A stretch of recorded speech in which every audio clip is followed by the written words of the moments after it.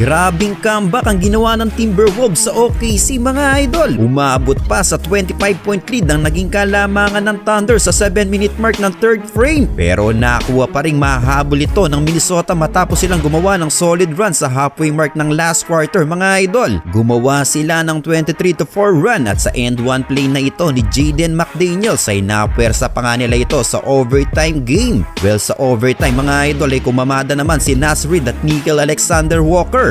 Nalimitahan nila si SGA na kumamada lang ng 3 points kaya sa huli ay nakuha pa nga nila ang comeback win nila kontra sa Thunder. Sa final score na 131-128, si Jaden McDaniels, Naz Reid at Alexander-Walker ang siyang kumamada sa Timberwolves na pare-parehong nagtala ng 20 plus points. 17 points lang si Anthony Edwards habang sa OKC naman ay nagtala ng 27 points si Jalen Williams at 39 points naman si SGA.